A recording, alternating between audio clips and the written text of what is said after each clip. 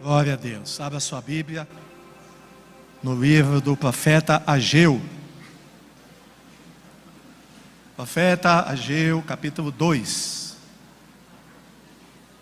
Vamos ler do versículo 1 ao 5 e depois do versículo 9.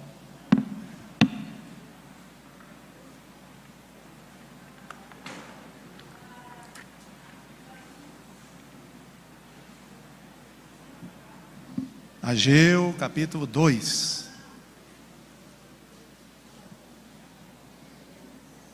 Profeta Ageu, capítulo 2.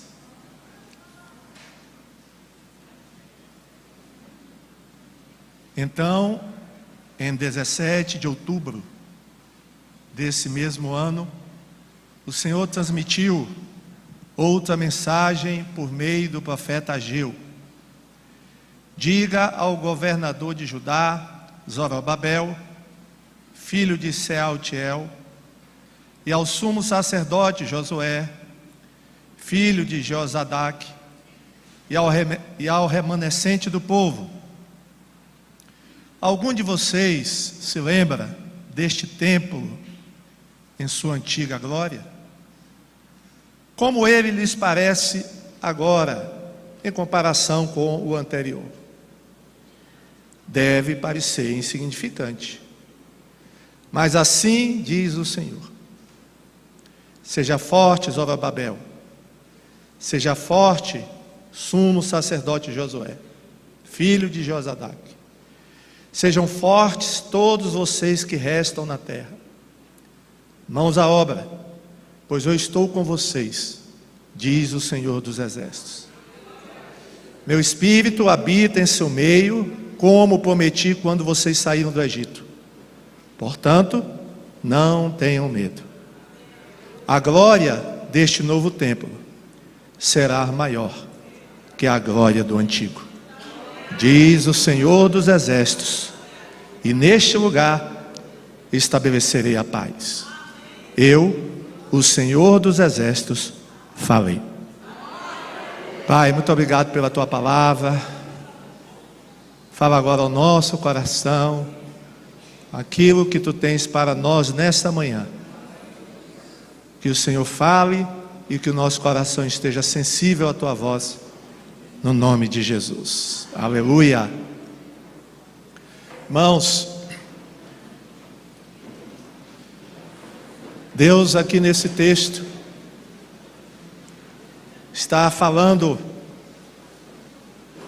com Zorobabel, que era o governador de Judá na época, e falando também com o sumo sacerdote Josué, que era o sumo sacerdote da época. Estamos falando aqui, irmãos, do ano 587 antes de Cristo, quando os judeus que tinham voltado do cativeiro babilônico, depois de 70 anos de cativeiro, estavam realizando uma tarefa muito importante, que era a reconstrução do templo de Jerusalém. O templo de Jerusalém havia sido destruído por Nabucodonosor, rei da Babilônia, quando ele invadiu Jerusalém. Há 70 anos atrás dessa época aqui, Judá, Jerusalém foram invadidos e derrotados por Nabucodonosor. E nessa invasão, o templo de Jerusalém foi totalmente destruído. Agora, de volta a casa, Deus manda que os judeus que voltaram do exílio, manda que eles reconstruam o templo. Essa tarefa, irmãos, não foi fácil. Não foi fácil. Como nós vamos ver nessa manhã, essa tarefa foi muito difícil. Porque, diferentemente da época do rei Salomão, Israel, agora, depois que voltou do cativeiro, era uma nação pobre. Não era uma nação rica como na época do rei Salomão. Era uma nação pobre, sem muitos recursos. Além disso, irmãos, para reconstruir o templo de Jerusalém, os judeus teriam que enfrentar muitos inimigos. Inclusive, essa obra de reconstrução, ela começou, mas depois, por causa dos inimigos que estavam em volta, ela teve que ficar parada 16 anos. 16 anos, irmãos, a reconstrução do templo de Jerusalém ficou parada, por causa dos inimigos. Então tudo era difícil para que essa tarefa fosse realizada. E aqui, irmãos, nós aprendemos a primeira lição desta manhã. Recomeçar é difícil, mas Deus vai estar do nosso lado. Todo recomeço é difícil, mas Deus promete na sua palavra que vai estar do nosso lado. Ele está dizendo aqui a Zorobabel, a Josué e aos líderes do povo: olha, eu sei que é difícil, não vai ser fácil essa reconstrução, mas tenham coragem, não tenham medo, porque nesta obra eu vou estar ao lado de vocês. E aí, irmãos, Deus faz uma promessa maravilhosa. Ele diz assim: a glória desse novo templo que vocês estão construindo será maior que a glória do primeiro templo. Que promessa, irmãos, maravilhosa Deus está dando aqui para os israelitas, dizendo a eles que o segundo templo, apesar de não possuir a beleza, nem a riqueza, nem a grandiosidade do primeiro, o segundo templo, a glória dele será maior do que a glória do primeiro templo.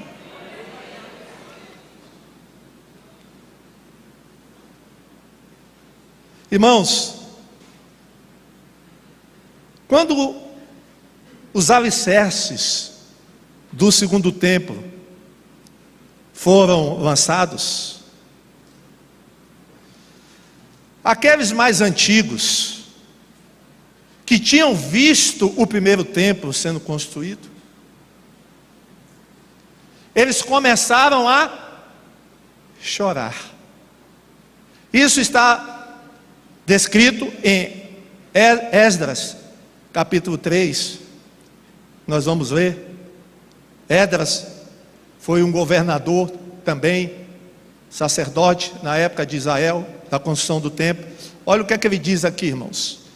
Olha o que é que o texto diz: a construção do templo de Deus começou no segundo mês do segundo ano, depois da chegada a Jerusalém.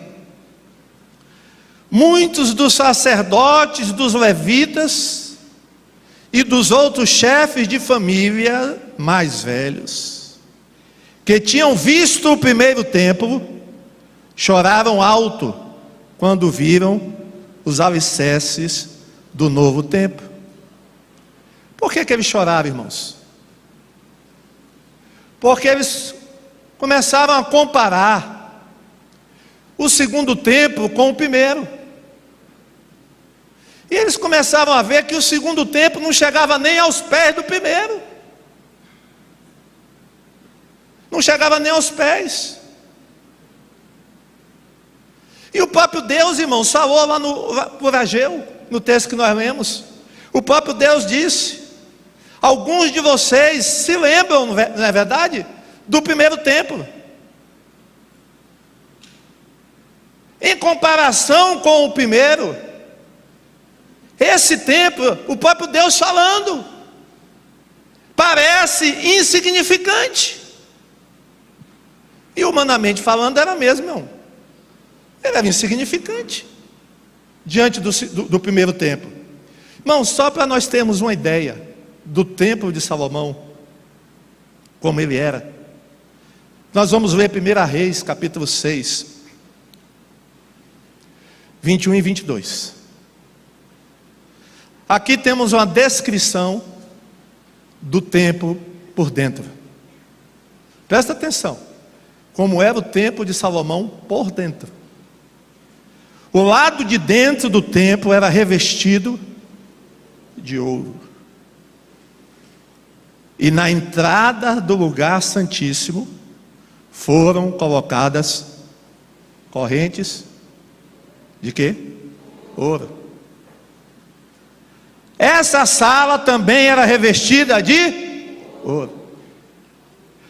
Todo o templo por dentro e também o altar do lugar santíssimo eram revestidos. Não tinha ouro por tudo que é lugar. Tinha ouro por tudo que é lugar. As madeiras que foram usadas no templo de Salomão eram madeiras do Líbano, a melhor madeira da época: cedro, pinheiro. Só madeira nobre foi usada no templo de Salomão. E não nos esqueçamos, quando o templo de Salomão foi inaugurado, o que aconteceu no dia da inauguração? O que não aconteceu no dia da inauguração do segundo templo, mas aconteceu no dia da inauguração do primeiro templo. Que os sacerdotes nem puderam entrar no templo. O que foi que aconteceu no templo? A glória do Senhor se manifestou depois da oração do rei Salomão. Irmãos, e como é que Deus agora diz que a glória do segundo templo vai ser maior do que a primeira? Se o segundo templo não tem ouro como tinha no primeiro templo, se na inauguração do segundo templo não teve a descida da glória de Deus. Irmãos, o segundo templo sequer tinha a arca da aliança, porque a arca da aliança sumiu quando Nabucodonosor invadiu Judá, invadiu Jerusalém. Ninguém sabe, irmãos, até hoje é um dos maiores mistérios da humanidade. Aonde está a arca da aliança? Há notícias que está na Etiópia. E Jeremias, antes da invasão babilônica, que Jeremias pegou a arca e levou para a Etiópia e lá escondeu. Mas ninguém sabe até hoje. Há muita gente, irmãos, procurando a arca da aliança. Inclusive isso já foi tema de filme de Indiana Jones, né? Indiana Jones também está procurando a arca da aliança, viu? Até hoje. Não sei se antes dele morrer ele vai conseguir achar, mas ele está procurando ainda. Irmãos, o segundo templo sequer tinha a arca da aliança. E o que é que tinha dentro da arca da aliança? Irmão, tinha coisas preciosas, hein?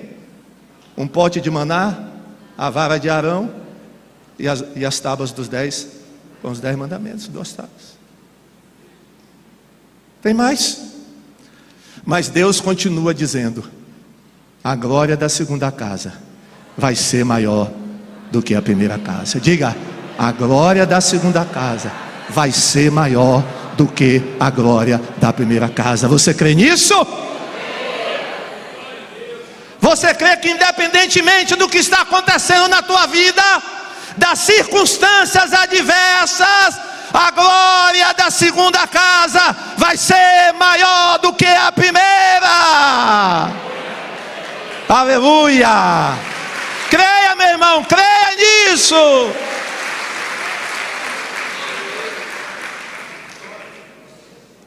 E a palavra de Deus, irmãos, para o povo, sabe qual era? Mãos à obra. Eu estou com vocês. Diga para quem está ao seu lado: mãos à obra, meu irmão. Mãos à obra, não desanima não. Não é porque não tem ouro, não tem recurso, os inimigos estão lhe cercando, não tem arca, não tem glamour, né? Não tem o glamour do tempo de Salomão. Não, não, não, mãos à obra, eu estou com você. Deus está te dizendo nessa manhã: mãos à obra. Não tenham medo, não desista, não desanime. Irmãos, não é fácil recomeçar, Deus sabe disso. Por isso Ele promete que vai estar do teu lado nesse recomeço, nessa nova etapa da sua vida. Não é fácil, irmãos. Não foi fácil para Pedro. Imagine, Pedro prometeu a Jesus: Jesus, mesmo que todos te neguem, eu não vou te negar. Mesmo que todos te abandonem, eu não vou te abandonar. E naquela mesma noite, Pedro negou Jesus 3 vezes. 3 vezes, irmãos. Pedro saiu daquele momento, irmãos, muito triste. Muito triste.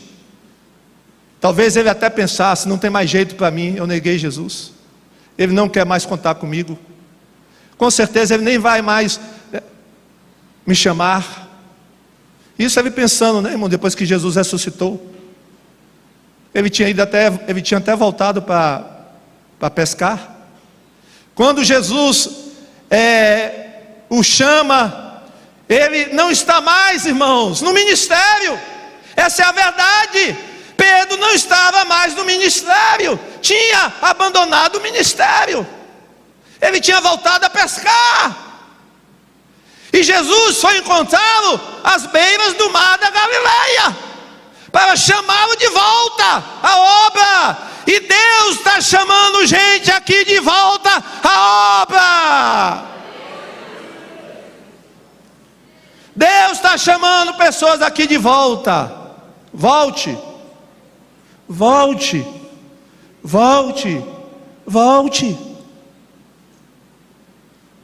Não foi fácil, irmãos. Aquela conversa com Jesus não foi fácil. Pedro, tu me amas? Jesus perguntou 3 vezes.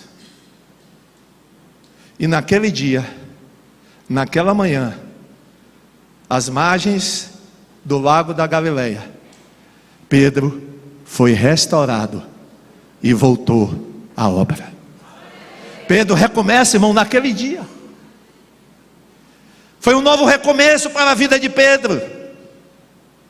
Irmãos, Deus às vezes permite que certas coisas aconteçam nas nossas vidas, para que Ele possa fazer algo novo em nós e através de nós.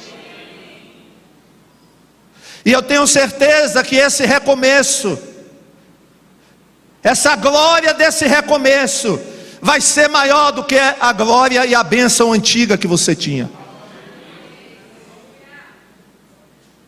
Vai ser melhor e maior agora, nesse recomeço, porque Deus vai estar com você. Pedro se torna um novo homem depois dessa experiência com Deus, com Jesus. Ele se torna uma nova pessoa. Deus está dizendo nessa manhã: se você parou, desistiu ou caiu, Deus diz para você recomeçar. Recomece da onde você caiu. Não vai ser fácil. Não foi fácil para o povo de Israel reconstruir o segundo templo, mas eles construíram, conseguiram terminar. Agora, irmãos, uma coisa muito importante: pastor, por onde é que eu começo? Por onde é que eu vou recomeçar a minha vida? Pelo mesmo lugar que os judeus recomeçaram a construção do templo. Você sabe qual foi a primeira coisa, irmãos, que os judeus fizeram na reconstrução do templo? A primeira obra que eles fizeram não foi levantar as paredes do templo. Não. Vamos ver a primeira coisa que eles fizeram? A primeira coisa que eles restauraram para construir o segundo templo, Esdras 3, versículo 1 e 2. No 7º mês, quando os israelitas já haviam se estabelecido em suas cidades, todo o povo se reuniu em Jerusalém com um só propósito. Então Jesua, filho de Jeozadak, juntou-se a seus colegas, os sacerdotes, e a Zorobabel, filho de Saltiel, e seus companheiros. Agora presta atenção. O que é que eles vão reconstruir? Para reconstruir o altar de Deus. Irmãos, o altar serve para quê? Simbolizava o quê? No templo, altar de adoração. Queriam apresentar holocaustos ali, conforme a instrução da lei de Moisés. Homem de Deus, a primeira coisa que você tem que fazer é reconstruir o seu altar de adoração ao Senhor. Antes de fazer qualquer coisa, reconstrua o altar. O altar da adoração. As outras coisas podem ficar para depois. O serviço pode ficar para depois. As atividades podem ficar para depois. Ministério pode ficar para depois. Mas a primeira coisa que você tem que fazer é restaurar a sua comunhão com Deus. Foi o que eles fizeram. Eles poderiam ter começado, irmãos, por outra parte. Poderiam ter começado por outra parte. Mas eles começaram reconstruindo o altar. Irmãos, o altar é a coisa mais importante da nossa vida. A adoração. Adoração é a coisa mais importante da vida do ser humano. A comunhão com Deus, adorar a Deus. Como é que está esse altar da adoração na sua vida? Você precisa ser restaurado. Primeira coisa que você tem que fazer, foi a primeira coisa que eles fizeram. E Deus vai te ajudar nisso, como Deus ajudou os israelitas. Deus falou para o povo: sejam fortes. Deus falou para Zorobabel: seja forte, Zorobabel. Ao sumo sacerdote Josué, Deus disse: seja forte. E Ele diz a você nessa manhã: seja forte. Ele também diz a nós, Ele diz à igreja: sejam fortes. Aleluia. Ele diz a você nessa manhã: seja forte. Essa é a palavra de Deus para você recomeçar aquilo que você estava fazendo e não levou adiante. Deus sabe o que foi que aconteceu para você parar. Talvez tenha sido um erro que você cometeu, um pecado. Você saiu do caminho de Deus. Talvez você tenha parado por causa dos inimigos, que eram muitos. Talvez você parou por causa de recursos. Você parou porque não teve apoio de ninguém. Mas se isso é de Deus, Deus está dizendo: seja forte e vá em frente. Irmãos, a segunda lição que nós aprendemos nesse texto é que Deus tem algo melhor e maior para você do que já teve antes. Amém? Vou repetir: Deus tem algo melhor e maior para você do que você já teve antes.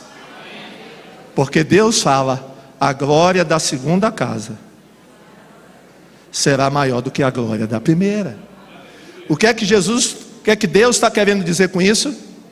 Que coisas melhores estão por vir.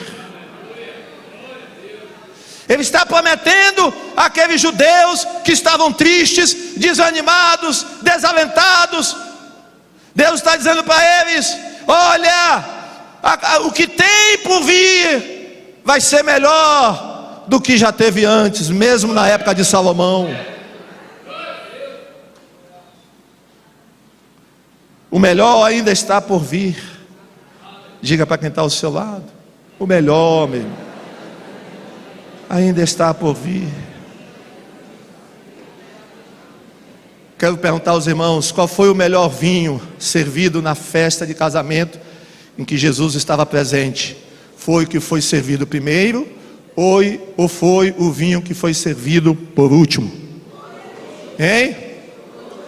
O vinho que foi servido por último foi melhor do que o vinho que foi servido primeiro, no início da festa. É ou não é verdade? É isso que Deus está prometendo. Eclesiastes capítulo 7 diz o seguinte, vamos ler todos juntos, 1, 2, 3. O fim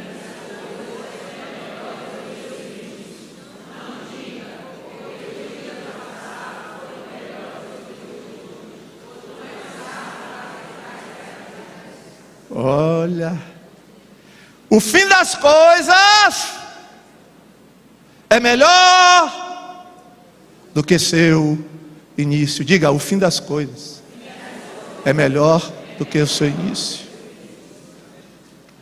Não fique dizendo: por que que os dias passados foram melhores do que os de hoje?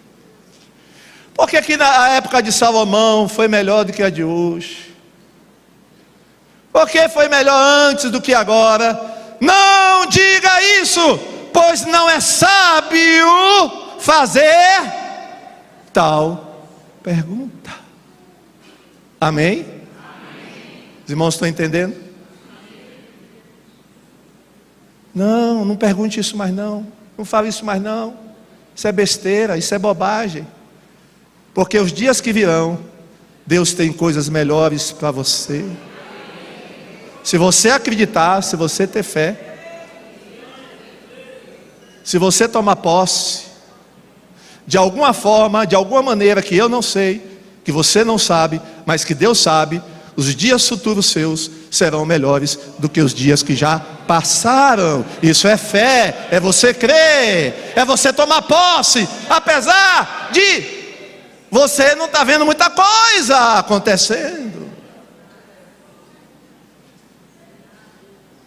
Olha o que é que Paulo fala em 2 Coríntios capítulo 4, 16, 17. Portanto, não estamos desistindo.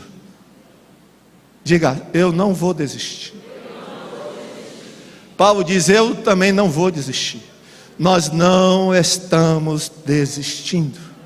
Apesar de tudo, apesar de todas as coisas, porque Paulo está falando da dificuldade que ele estava enfrentando no ministério, que a igreja de Corinto estava enfrentando no ministério, na vida, no ministério deles. Ele está dizendo: nós não estamos desistindo. Crente não desiste jamais, amém? Ele pergunta: como poderíamos desistir? Como poderíamos desistir? Ainda que por fora, é aparência, irmãos.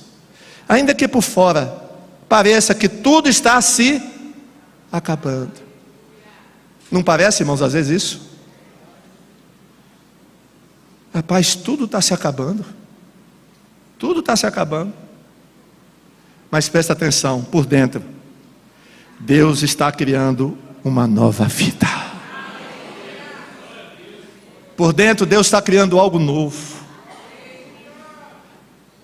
Paulo continua: não há um só dia em que sua graça reveladora não se manifeste. Aleluia! O crente que anda na presença de Deus recebe graça reveladora a cada dia, recebe a presença de Deus a cada manhã, recebe a unção de Deus a cada hora.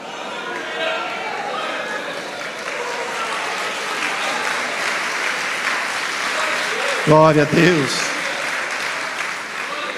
Ele termina dizendo, presta atenção no que ele vai terminar dizendo: os tempos difíceis não são comparados com os bons tempos que estão por vir.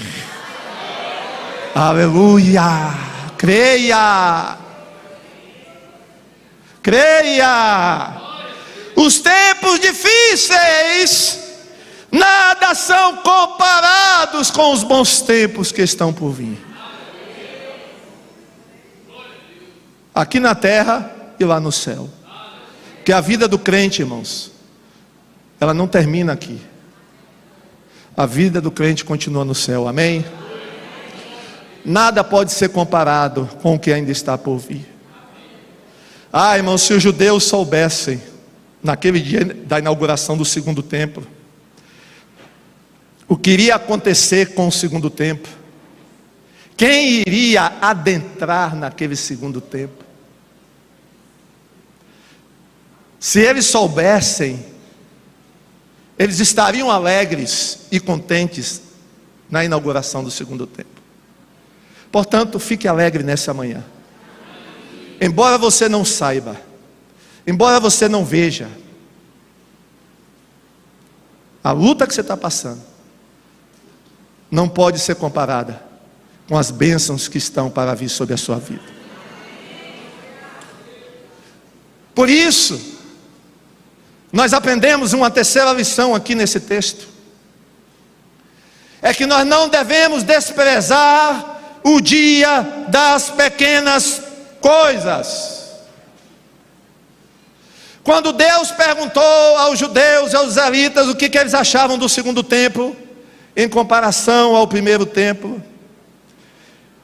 eu creio que eles devem ter pensado, não sei se disseram a Deus, mas devem ter pensado: em comparação com o primeiro, esse segundo templo é insignificante, nem chega aos pés do primeiro.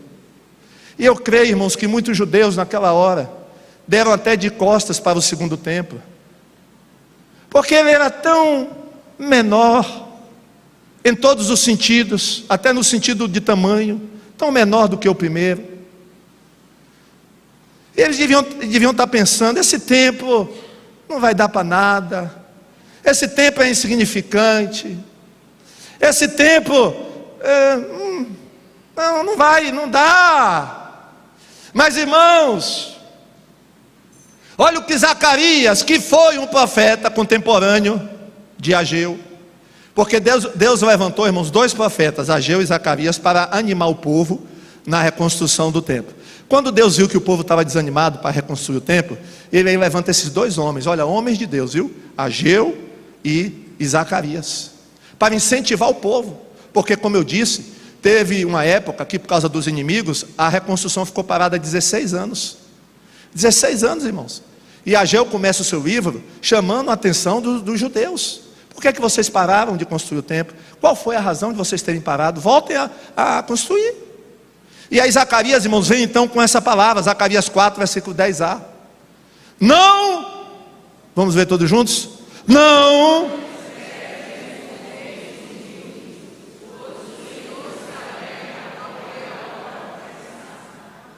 Não despreze os começos humildes.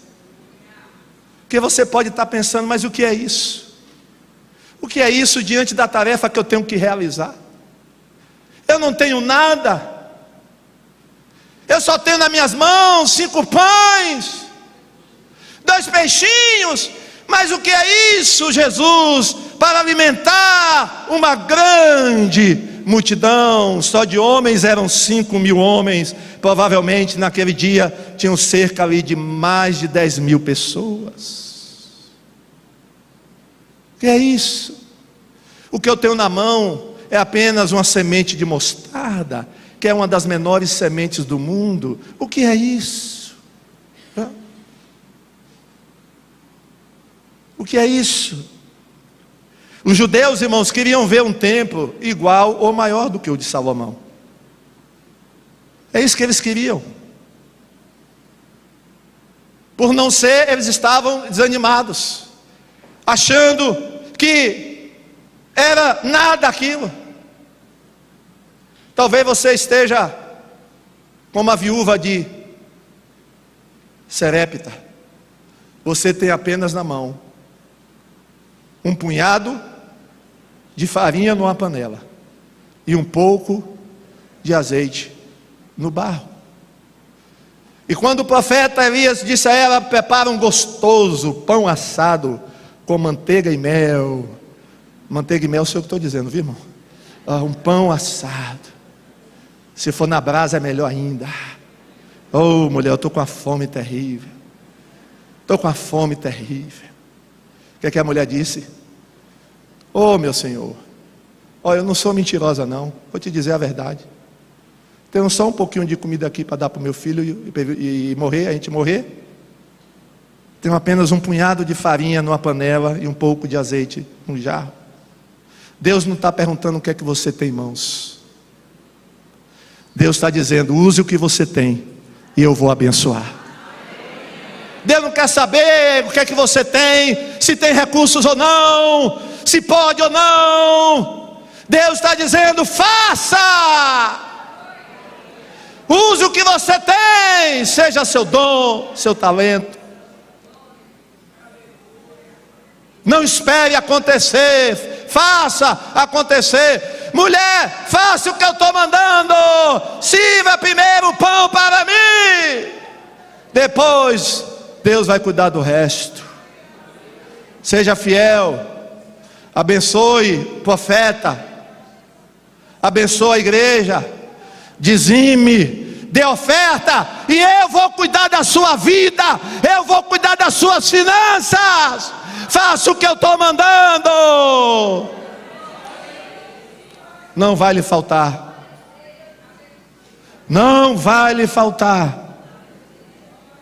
E meus irmãos, aquela mulher, eu creio que nunca mais precisou trabalhar na vida, porque foi tanto azeite, foi tanta farinha, que eu acho que ela começou a ser revendedora de farinha e de azeite. Amém! Glória a Jesus, aleluia. Não despreze o que você tem em mãos. Faraó desprezou Moisés, porque o que é que Moisés chegou, quando Moisés chegou diante dele, o que é que Moisés tinha na mão? Hein? Cajado, hein? Faraó, o maior rei da época, dono do maior império da época, chega lá, um idoso, com um cajado na mão, dizendo: deixe meu povo embora. Eu acho que Faraó, irmão, a Bíblia não diz isso, né? Mas Faraó deve ter reunido seus conselheiros depois que Moisés saiu. Começaram a dar gargalhada. Esse beduíno, cuidador de ovelha, que nem sabe falar direito, que gagueja quando fala, com um cajado na mão, cajado de pastorear ovelha, vem, tem a ousadia de entrar no meu palácio, vir na minha presença, dizer para eu libertar o povo dele. Que ousadia, que ousadia. Faraó desprezou Moisés. Moisés só tinha o cajado. Quando Davi compareceu à presença de Golias, e Golias olhou para Davi, o que é que Davi tinha na mão, irmão? Hein? Uma funda. O que é que Golias disse? Uma funda e algumas pedras na mão. O que é isso, irmão?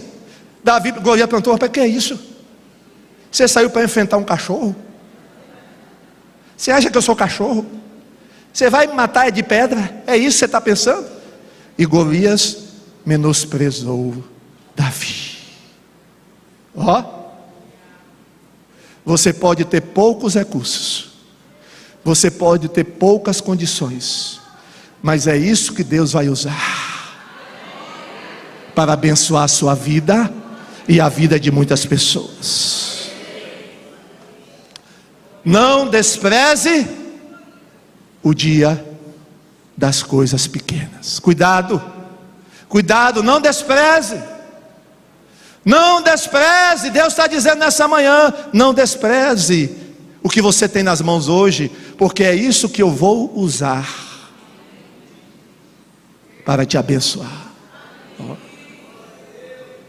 Irmãos, nós aprendemos também nessa história que a presença de Jesus em nós é mais importante do que qualquer outra coisa que possamos ter na vida. O segundo templo não tinha beleza, nem riqueza, mas Deus disse que a glória do segundo templo seria maior do que a glória do primeiro. Agora vem a pergunta: por que a glória do segundo templo seria maior do que a primeira? Por quê? Por que Deus está afirmando isso? Por que a glória do segundo templo, que era muito mais rico, era muito mais bonito, era muito mais imponente, por que a glória do primeiro templo seria maior do que a do segundo templo seria maior do que a primeira? Por quê? Como eu falei, nem arca tinha, nem arca da aliança tinha. Irmão, sabe onde é que estava a glória do segundo templo? É que cerca de 538 anos depois, 600 anos depois dessa palavra, entra no segundo templo, um dia entra naquele segundo templo, Jesus, o Filho de Deus, o Emanuel, o Deus conosco, o Príncipe da Paz, o Cordeiro de Deus, o Conselheiro, o Deus da eternidade, entra pelas portas do segundo templo, aleluia, e torna o segundo templo a glória maior do que o primeiro, porque Jesus nunca entrou no primeiro templo, mas entrou no segundo. O que glorifica você é a presença de Deus na sua vida. O que glorifica uma igreja é a presença de Deus na vida dela, presente nos cultos. Jesus entrou no segundo templo. O que ele não fez no primeiro, até porque ele ainda não havia encarnado. Ele ainda não estava na terra como homem. E um dia, irmãos, aquele templo que tinha sido reformado por Herodes, sim, Herodes deu uma melhorada no templo, que até Herodes achou o templo, o segundo templo, meio acanhado, né? Quando ele viu o templo, né? Ele, não, esse templo está muito acanhado. É necessário fazer umas boas reformas aqui no segundo templo, e ele fez. 20 anos antes de Cristo, o templo foi reformado por Herodes o Grande. Mas mesmo assim, mesmo com a reforma, ainda não se comparava com o templo de Salomão. E é nesse templo que o Filho de Deus vai entrar. É isso, irmãos, em que consiste a glória de um templo, de uma casa, de uma vida, de uma família. É a manifestação da presença de Deus. O mais importante na sua vida é a presença de Deus. Não é você ter dinheiro, não é você ter bens, não é isso que vai te glorificar, mas é a presença de Deus em você. A presença de Jesus no segundo templo tornava-o maior do que o primeiro. O verdadeiro valor da vida de uma pessoa é se ela tem ou não a presença de Deus. Quem entendia muito bem disso, irmãos, era Moisés. No dia que Deus disse para ele, que Deus ficou muito chateado, irmãos, com o povo era rebelde, o povo no deserto, irmãos, era terrível aquele povo. E depois do povo ter cometido um grave pecado contra Deus, Deus chamou Moisés e disse: Moisés, é o seguinte, eu não vou mais no meio do povo, porque eu sei que eu posso me irritar, de repente eu posso acabar com todo mundo de uma só vez. Então eu não vou mais com vocês, mas, porém, eu vou mandar o melhor anjo que eu tenho. Ele vai acompanhar vocês durante todo o trajeto. Não se preocupe, que esse anjo meu é de confiança. É o melhor anjo que eu tenho. E eu vou mandar com vocês. Tá bom, Moisés? Tá bom ou não tá bom, irmão? O que é que Moisés disse? Tá bom não. Não tá bom coisa nenhuma, Deus, não me enrole. Irmãos, aqui são minhas palavras, viu? Não me enrole. Se o Senhor não for conosco, nós não sairemos deste lugar. Senhor, o teu anjo é bom. Gosto muito do seu anjo, né? Os seus anjos são maravilhosos. A presença deles é maravilhosa, mas não se compara à tua presença. Nada é comparável à presença de Deus em nossa vida. Aleluia! Não tem nada mais maravilhoso, mais gostoso, mais feliz, mais alegre de que ter Deus em nosso interior, em nosso dia a dia, fazendo a obra dele em nós, a gente sentindo ele dentro do nosso coração. Tem nada mais gostoso, irmão, do que sentir Deus presente no culto. É ou não é verdade? Não tem nada mais gostoso do que vir para a igreja e sentir a presença de Deus. Por isso que o salmista disse: eu sempre me alegro quando me chamam para ir para a casa do Senhor. Eu prefiro para estar na casa do Senhor do que estar em qualquer outro lugar. Amém? É essa alegria que você sente quando vem para a igreja? Hein? Hoje é dia de festa, hoje é dia de alegria, hoje é dia de ouvir a palavra, hoje é dia de louvar, hoje é dia de encontrar com meus irmãos, hoje é dia, aleluia, aleluia. Não, irmãos, o que faz a vida ter sentido é a presença de Deus em nós. Meu amigo, minha amiga, você que está aqui nessa manhã, a sua vida não vai ter sentido enquanto você não tiver Jesus no seu coração. É isso que eu quero te dizer nessa manhã. Você que está aqui nos visitando, a sua vida só vai passar a ter sentido no dia em que você entregar a sua vida a Jesus e Ele habitar no seu coração.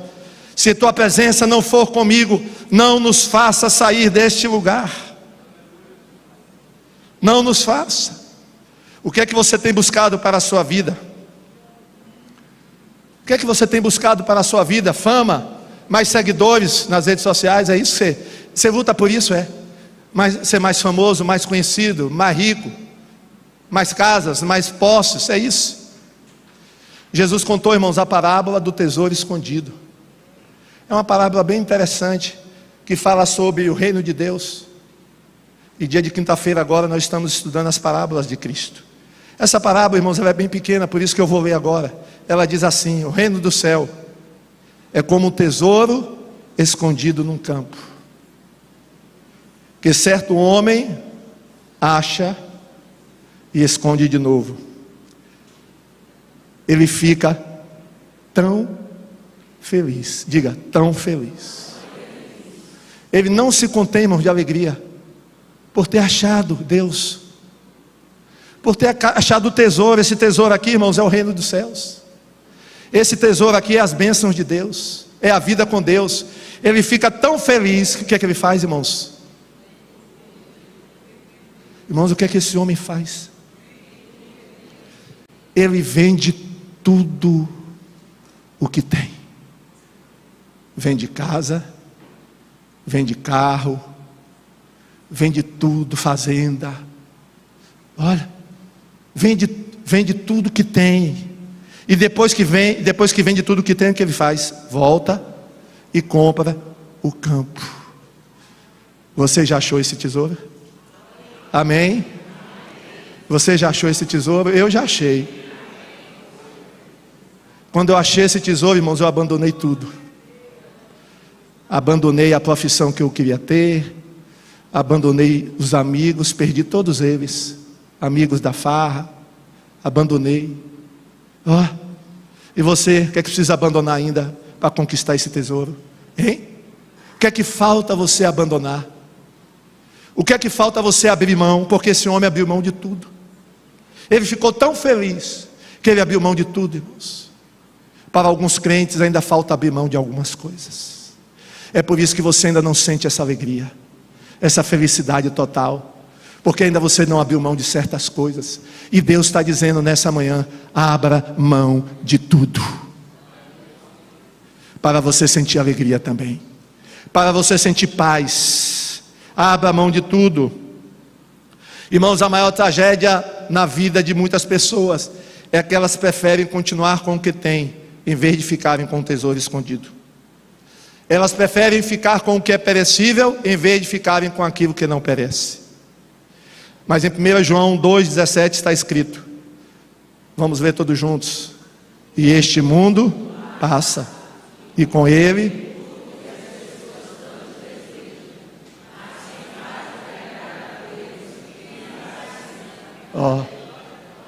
João dizendo: este mundo passa. Vai passar, viu, irmãos? Tudo isso vai passar um dia. Não vai ficar nada. Não vai ficar nada sobre nada. Tudo isso vai passar. E se você está apegado com essas coisas, você vai passar junto. Mas quem faz o que agrada a Deus vive para sempre. Tudo que você deseja na terra vai passar. Tudo que você corre atrás vai passar um dia. Mas se você vive para agradar a Deus, você vai viver para sempre. Aleluia! O que é que você tem de mais precioso a não ser a presença de Deus na sua vida? Pedro e João estavam a caminho do templo, 15 horas, hora nona, hora da oração dos judeus. Os judeus oravam no templo 3 vezes por dia, uma vez pela manhã, uma vez pela tarde, e a última vez ao cair da noite. Pedro e João estavam indo na oração da tarde, 15 horas. Na porta do templo tinha um homem, um coxo, que vivia lá há muitos anos na porta do templo, porque lá era um lugar onde passava muita gente, e com certeza ele ganhava muito dinheiro ali na porta do templo. Naquele dia, ele vendo Pedro e João, ele pediu uma esmola. Só que Pedro e João, irmãos, não tinham dinheiro. Eles não tinham. E eles disseram, eles foram honestos. Pedro foi honesto. Está lá escrito: não tenho 1 centavo para dar a você. Não tenho 1 centavo. Irmão, Pedro e João, naquele dia, não tinham. Qual é a menor moeda que existe hoje? 5? É 5, né? Pedro e João não tinham 5 centavos. Estavam duros, viu, irmão? Misericórdia. Ó, meteram a mão no bolso, no outro bolso, no outro bolso. Pedro via para João: e você, João, tem alguma coisa aí? Você também não. Estou duro igual a você. Não tenho nada. Mas Pedro disse para o homem: mas vou dar a você o que eu tenho. Amém? Você tem o que Pedro tinha? Mas vou dar a você. Olhe bem para mim. Porque diz o texto que Pedro fixou os olhos no homem. Olhe bem para mim, diz Pedro. Olhe bem para mim. Preste atenção no que eu vou te dizer. Eu não tenho dinheiro, mas eu tenho uma coisa melhor. O que eu tenho, eu vou te dar. Em nome de Jesus Cristo de Nazaré, comece a andar. Em nome de Jesus, porque eu tenho Jesus na minha vida. E o que eu tenho eu vou te dar agora. Comece a andar. Diz o texto que imediatamente o homem ficou de pé, começou a andar e entrou dentro do templo pulando e andando e pulando e andando. Aleluia! O que é que você tem para dar às pessoas? Deus está perguntando nessa manhã: o que é que você tem? O que é que a igreja tem para dar às pessoas aí fora? O que é que você tem? O que é que você pode oferecer às pessoas? Irmãos, a gente só pode dar o que tem. Se Pedro e João não tivessem Jesus, ou não estivessem cheios de Jesus, eles não poderiam dar nada para aquele homem naquele dia, nem dinheiro, nem poderiam dizer a ele: levante e ande. Irmãos, é assim que infelizmente às vezes a igreja está, não tem nada o que oferecer às pessoas. É assim que muitos crentes estão, não tem nada para oferecer à pessoa, porque não oferecem porque não tem. Mas Deus está dizendo: a partir dessa manhã você pode ter a presença dEle, cheia da presença dEle, e você vai sair com essa presença maravilhosa, e vai chegar para as pessoas, vai evangelizar, vai orar por cura, vai chegar para dizer: olha, o que eu tenho, eu lhe dou. Não tenho dinheiro, não tenho muitos recursos, não tenho muita sabedoria, mas eu tenho Jesus na minha vida, e o que eu tenho eu vou te dar agora. Meu irmão, saia e dê o que você tem, que Jesus tem lhe dado. Glória a Deus, aleluia. E a última lição, irmãos, desse texto é que Deus ainda tem planos para a sua vida. O profeta Jeremias, que profetizou um pouco antes dessa época, ele profetizou um pouco antes dessa época.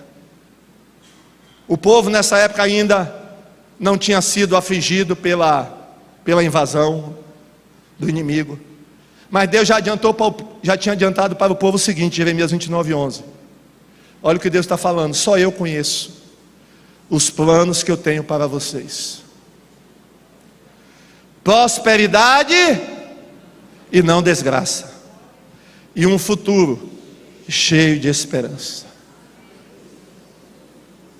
Sou eu, o Senhor, quem está falando.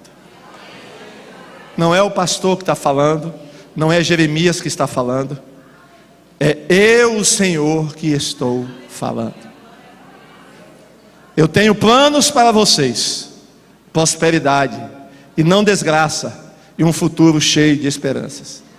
Irmãos, naquela época isso não parecia plausível, porque Israel estava prestes a ser invadido pelos assírios.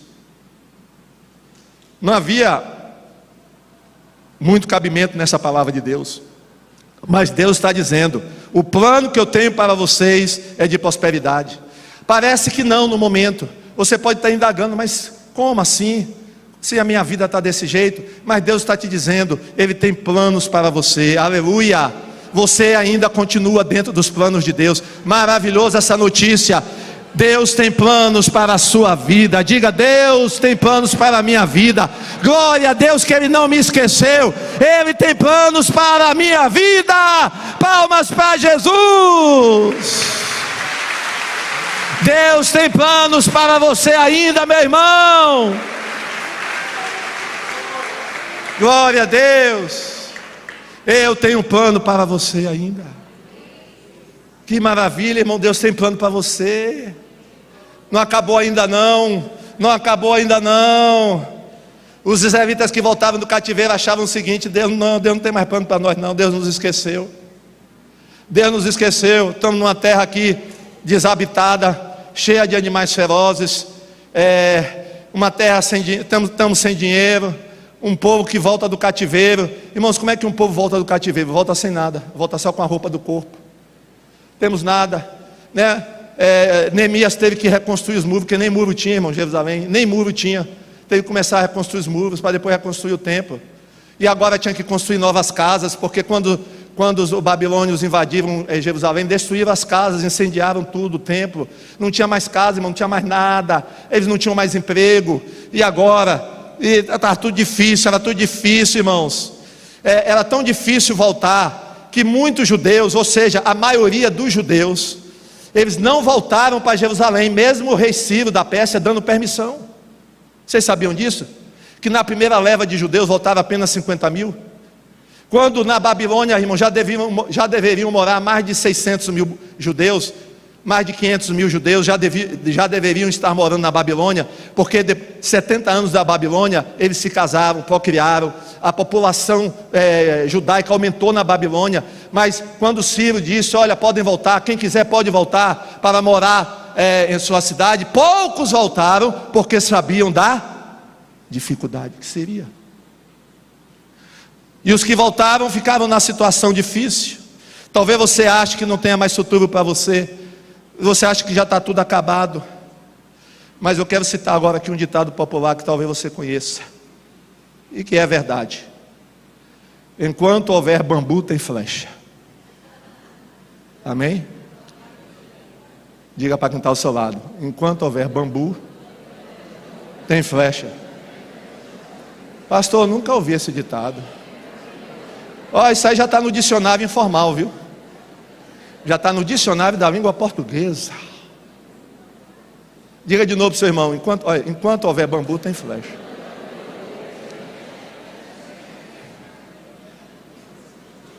Traduzindo para o nosso linguajar evangélico: enquanto Deus estiver ao seu lado, e Ele vai estar ao seu lado, não tem nada acabado. Enquanto Deus estiver ao seu lado, não tem nada acabado. Quem ainda tem perna aí? Veja aí, confira, não. Quem ainda tem braço aí? Como é que você faz assim sem confirmar? Não confirma? Pelo menos um você tem que você levantou, né? Quem ainda tem boca? Uns têm até demais, né, irmão? Quem ainda está com o seu coração batendo? Se não tivesse, então Deus ainda tem obra para você fazer, né? Deus tem uma nova história para você. Fica de pé. Fica de pé, meu irmão. Uma nova história Deus tem para mim. Tempo Deus tem para mim. Tudo aquilo que preciso foi ouvir a sua boca. Abençoarei. De novo. Uma nova história Deus tem para mim. Um novo tempo.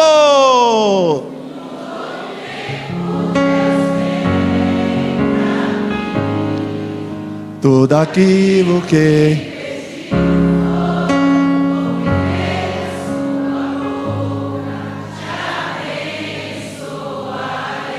a última vez, uma nova história, cante. Uma nova história Deus tem. E Ele tem sim, um novo tempo.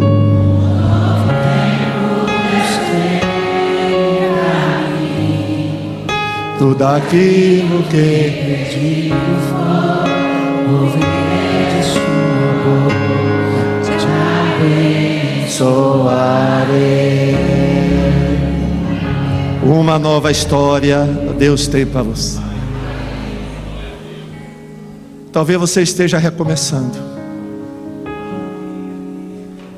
E nós vamos orar nessa manhã. Vamos orar. Eu creio que Deus falou, irmãos, nessa manhã, para todos nós, sem exceção. E o resumo de toda a mensagem é: a glória da segunda casa vai ser maior do que a primeira. A pergunta agora é: você crê nisso?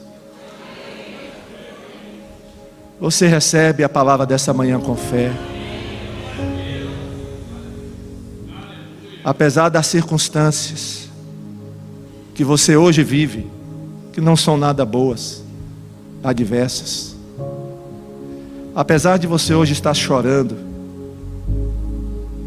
talvez comparando o seu passado com o seu presente,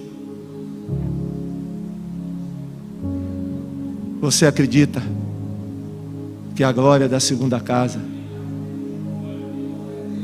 vai ser maior do que a primeira? Você acredita que apesar da fraqueza que você sente, da falta de recursos que você tem, da falta de apoio de amigos, você acredita verdadeiramente que Deus ainda tem o melhor para a sua vida? Então nós vamos orar. E se você está querendo recomeçar em alguma área da sua vida, eu não sei qual é, recomeçar ministerialmente, recomeçar com as suas emoções que estão defraudadas, estão arrasadas, recomeçar com a sua família, ser o melhor marido, uma melhor esposa, um melhor filho, o melhor empregado, o melhor patrão, o melhor crente, o melhor discípulo, o melhor líder. Você quer começar de novo, quem sabe até voltar ao primeiro amor.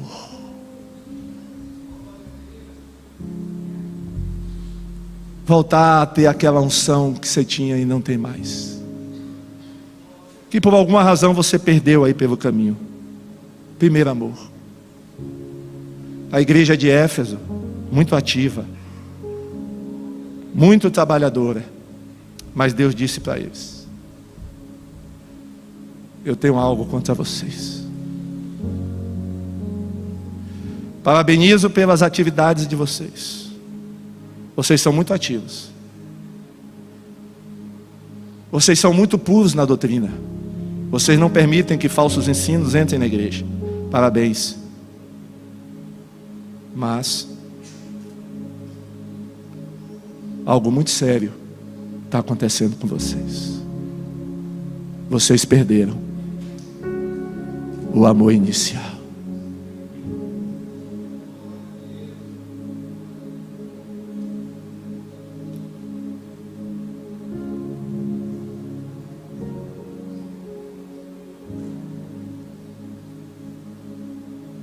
Procurem ver da onde vocês caíram. Quando foi que vocês caíram? Onde foi a queda? Vejam onde foi. E voltem ao primeiro amor. É o que Deus está falando hoje para você. Aonde foi a queda? Porque você não é como antes em relação à busca de Deus. O que é que Deus lhe fez? Que mal Ele lhe fez? Pedro, tu verdadeiramente me amas?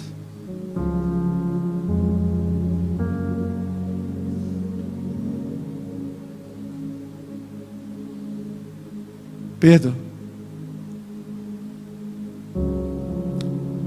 você me ama a mais do que a estes?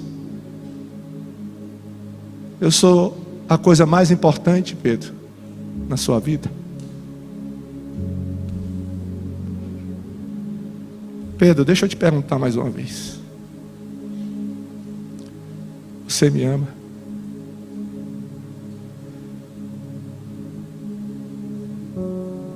Eu vou orar. E se você que está aqui nessa manhã quer ter razão de viver, vem aqui na frente, eu vou orar por você. Você também que quer recomeçar em qualquer área da sua vida, vem aqui na frente que eu vou orar por você. Enquanto nós estamos tocando no teclado da música, vamos fechar os nossos olhos.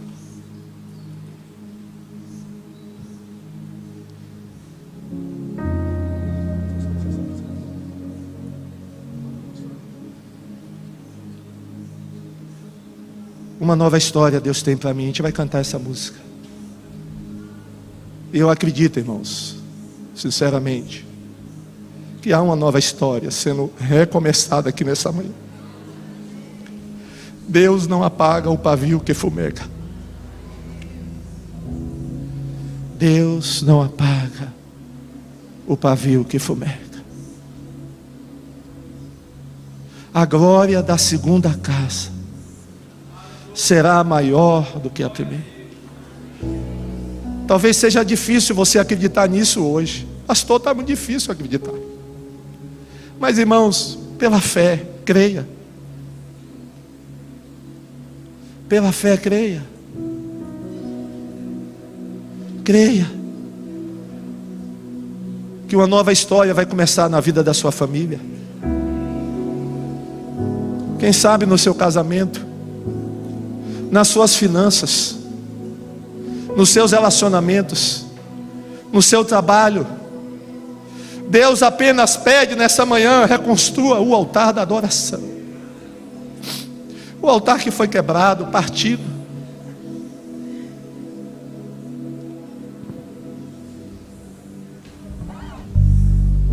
Aleluia, Senhor.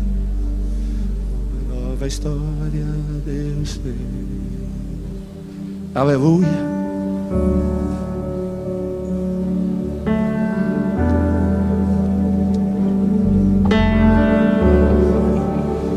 Você pode vir. Sai de tua tenda, ó filho meu. Deus vai fazer. Mostrarei as estrelas do céu. Uma nova história. Sai de tua tenda. Sai, Abraão, da tua tenda, Abraão. Vem para fora, Abraão. Olha para o céu, Abraão. Farei de ti uma grande nação. Será que podes? Vou fazer de ti uma grande nação, Abraão. Vou fazer. Podes imaginar tudo aquilo que eu sonhei para ti. Os sonhos de Deus na sua vida. O que minhas mãos fizeram para ti, filho meu, minha bênção será sobre ti. Uma nova história. Uma nova história Deus tem. A partir de hoje eu creio. Um novo tempo Deus tem pra mim. Tudo aquilo que perdido foi, ouvirei de sua boca. Te abençoarei. Uma nova história. Uma nova história. Uma nova história Deus tem. Deus tem. Deus tem. Deus tem. Um novo tempo Deus tem pra mim. Tudo aquilo que perdido foi, ouvirei de sua boca. Te abençoarei. É tempo de recomeçar. É tempo de recomeçar. É tempo de recomeçar. É tempo de recomeçar. É tempo de recomeçar.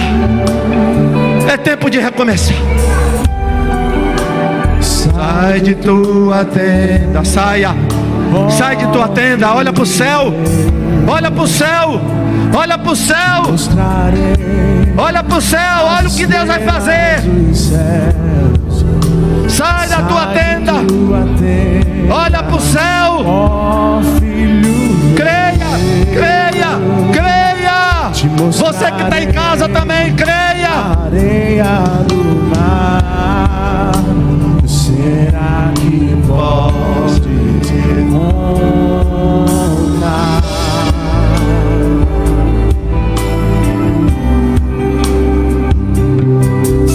Aleluia.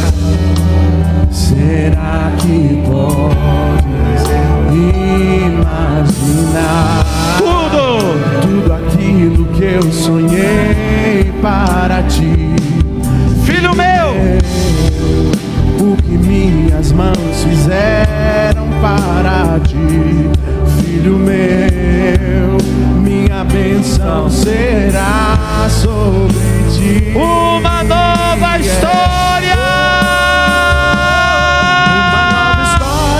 Deus tem uma nova história para IBMI, uma nova história para Salvador, uma nova história para a Bahia, uma nova história para o Brasil.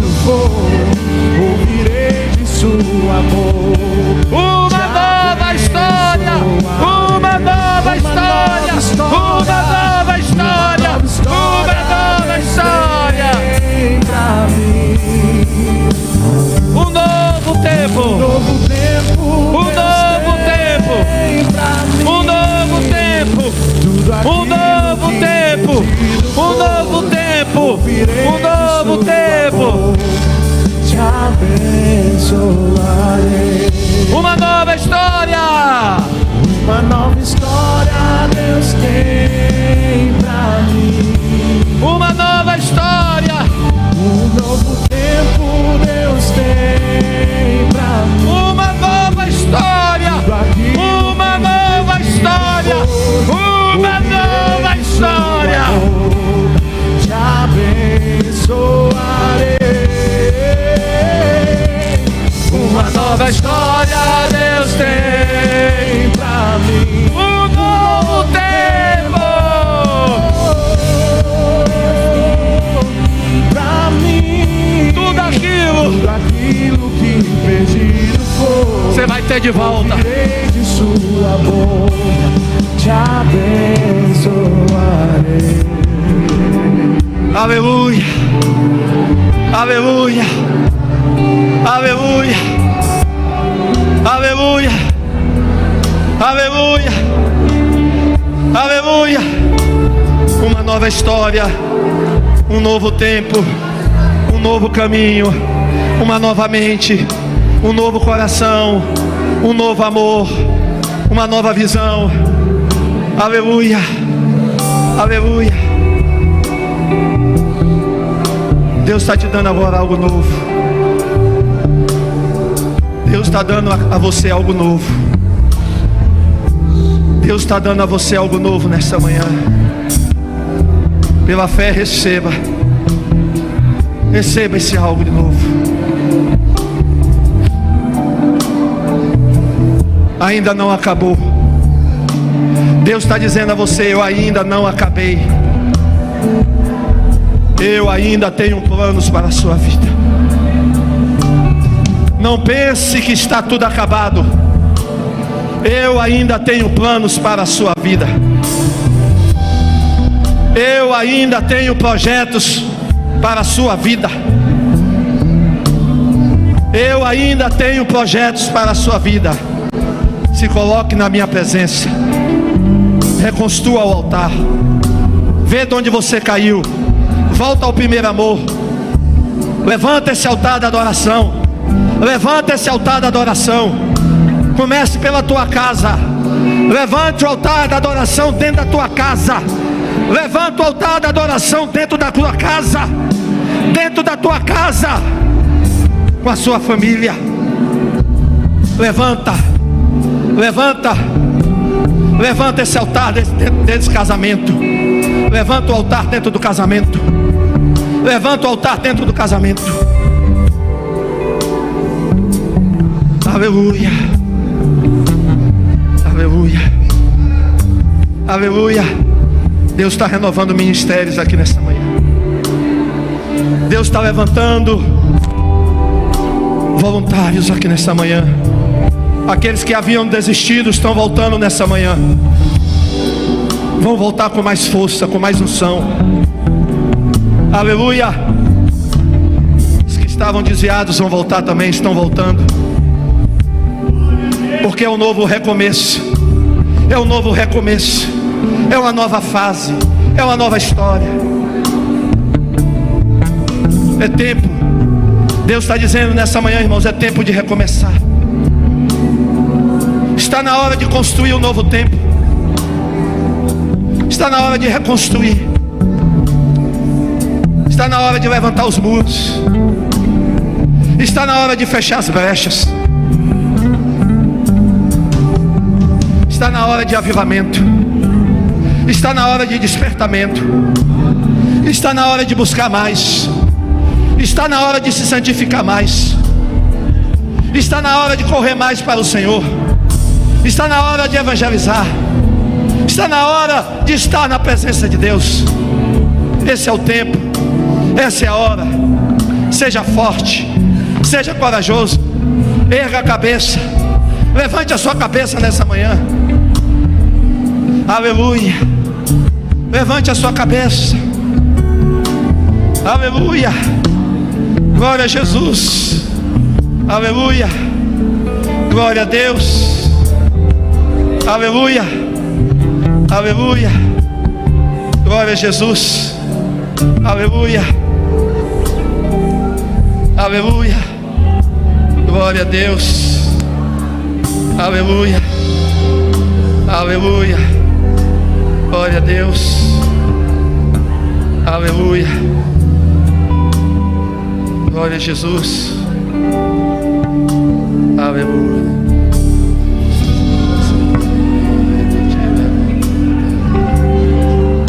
Senhor Deus e Pai, estamos aqui nessa manhã para um recomeço. Estamos aqui nessa manhã para a restauração de altar. Oh Jesus, tomamos posse dessa palavra nessa manhã, que a glória da segunda casa será maior do que a primeira. Tomamos posse, ó Deus, pela fé, que a glória da segunda casa será maior do que a primeira. Muito obrigado por tudo, Senhor. Muito obrigado. Continua conosco nessa manhã. É o que nós te pedimos, no nome de Jesus. Amém. Amém, amém. Palmas para Jesus. Dê um abraço aí, seu irmão. Dê um abraço ao seu irmão.